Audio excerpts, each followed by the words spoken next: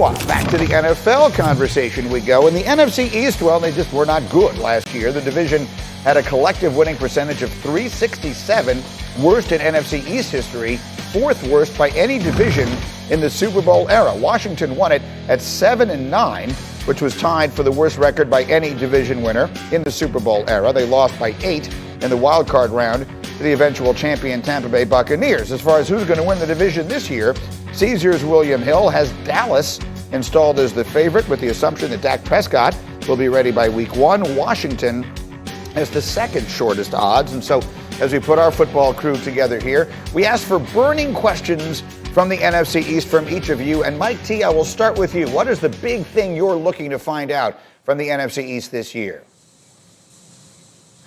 Philadelphia, what do they have in Jalen Hurts? In all probability, Greeny, Philadelphia's going to have 3 number 1 picks in next year's draft.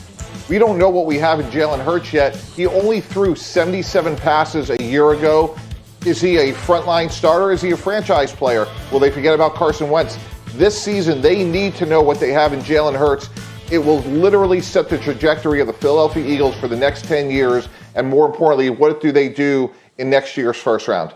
That's exactly right, because they have all those first-round picks, and the quarterback carousel, maybe they wind up using some of those to acquire someone if they're not happy with what they see. Graziano, you covered the NFC East for us for years. What's your burning question?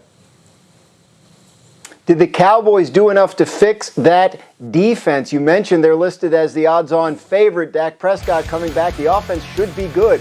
The defense was not just bad, it was atrocious last year, to the point where they used 8 of their 11 draft picks on that side of the ball. Brought in a couple of free agent safeties. Changed defensive coordinators, bringing in former Falcons coach, former Seahawks defensive coordinator Dan Quinn.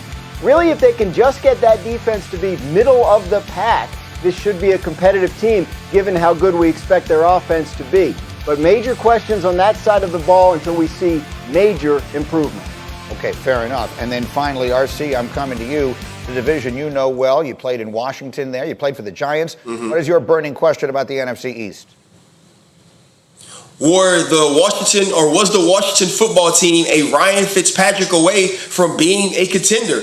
Was the team we watched play last year that lost to Tampa Bay in the first round, was that the Phoenix Suns in the bubble? And can Fitzmagic be their Chris Paul? That's what we really need to find out. We know this team is really good on defense, great up front defensively. You go out and you add some pieces to the outside in free agency.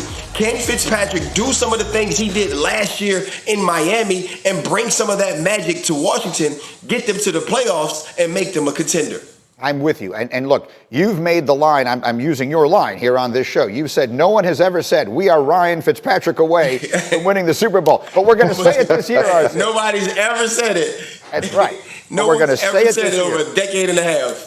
But he has played better than most people realize the last few years. Washington is clearly the team to beat in that division. Who's the team to beat in the Euros? We're continuing to get the answers to those questions, and we'll find out today. The action on ESPN and ESPN2. We've got Slovakia, Spain on ESPN, and first place Sweden against Poland on ESPN2. Our pre-match coverage starts 11:30 Eastern.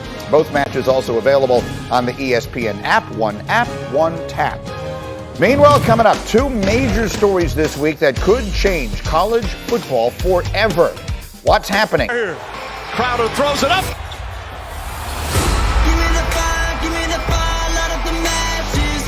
Booker's going to go back to the locker room. Devin Booker drills it. Paul George misses a pair, and the Suns with a chance to win it. If he throws it, you got to try to dunk it. Crowder looking, throws it alley-oop. Oh! He puts it down! He puts it down! Suns win game 2. Jay made a great pass, and I just finished. Enjoying the win tonight and getting ready for LA. That is one of the extraordinary finishes in any NBA playoff game ever. And so, PJ Carlissimo, for everybody just joining us here, let's walk through it. All the things that had to go right for Phoenix and all the things that had to go wrong for the Clippers for that to end the way it did. Well, their execution was perfect, Greeny, and it starts with the Devin Booker screen because you always say, let's just switch, but you're really worried that Booker is going to pop out and jump. Great screen right there by Booker. Had illegal, but he's got Zubats right there. Now the pass. Jay Crowder made a pass that was absolutely perfect. And the easy part really was DeAndre Ayton. All he had to do was jump up and stuff it through. And again, accent on it's a pass, it's not a shot. So there's no such thing as goaltending on that play. He can jump up and get it. The fact that Booker was the screener made it really hard.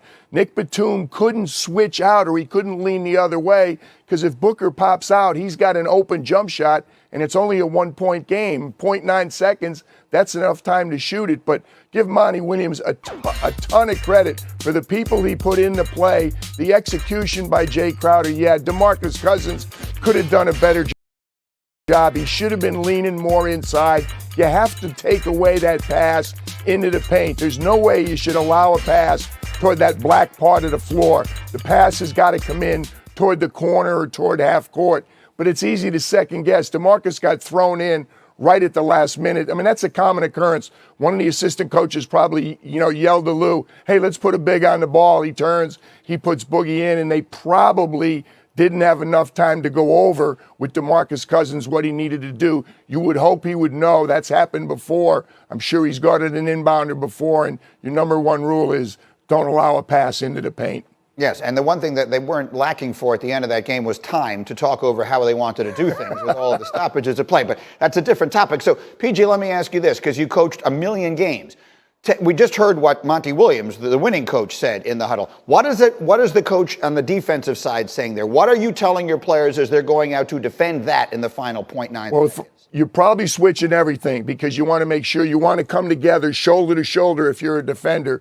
You have to let them know, hey, 0.9, guys, there's enough time to catch it and shoot it. It's not a 0.3 deal. It's 0.9 seconds. So you're switching. You're telling your inbounder, don't allow a pass into the lane. You see, poor Nick Batum didn't know what to do. He knew it was a good screen, and Ayton was probably open, but the last guy in the world that he wanted to leave is Devin Booker. So he's kind of caught between a rock and a hard place, and you love to go shoulder to shoulder and switch that. When it's a big small, it's the toughest thing to switch. That's why Monty had the big and the small involved in the screen, Devin Booker and DeAndre Ayton. And speaking of the big and the small, that is becoming a really good 1-2 punch for a Phoenix team that is now 2 wins away from the NBA Finals. And there's been so much attention paid to Booker, and rightfully so, for how well he has played. But I know that you are keeping a close eye on DeAndre Ayton. We may be seeing a star born there as well. He's playing so much better than he did in the regular season, and it's versatility, Greeny, that makes him so hard. This guy's 6'11", 250. Look at him put the ball on the floor and beat you on the dribble right there. He's a big man. We know he can run the floor, and we know he can catch it and dunk it. But again, all big guys can't do that right there. Can he rebound? Yes, he can rebound. He averages over 10 a game. He averaged a double-double regular season and playoffs. Is he a shot blocker? Yes, he is. He averages over 1 a game. So he plays on both ends of the floor. And here's what he can do that a lot of people don't realize. He can shoot the ball. He shoots 63%. He's not going to be 23 years old until next month, Greeny. He was very good. He's taken it to another level right now. He's reaching his potential.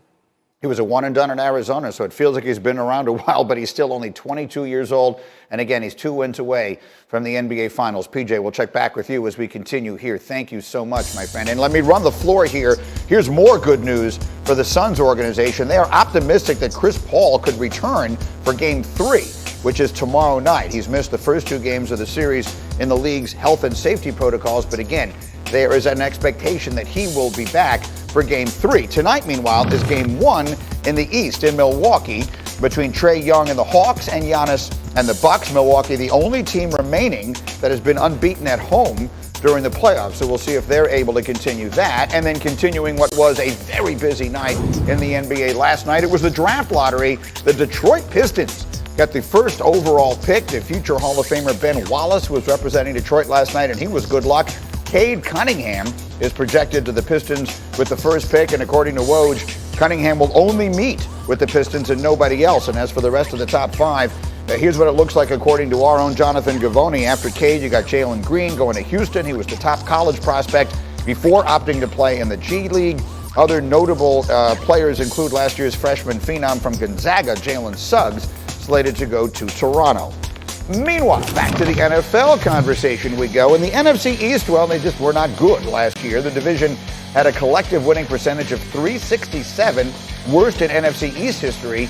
fourth worst by any division in the Super Bowl era. Washington won it at 7-9, which was tied for the worst record by any division winner in the Super Bowl era. They lost by 8 in the wild card round to the eventual champion Tampa Bay Buccaneers. As far as who's going to win the division this year, Caesars William Hill has Dallas installed as the favorite with the assumption that Dak Prescott will be ready by week 1. Washington has the second shortest odds. And so as we put our football crew together here, we asked for burning questions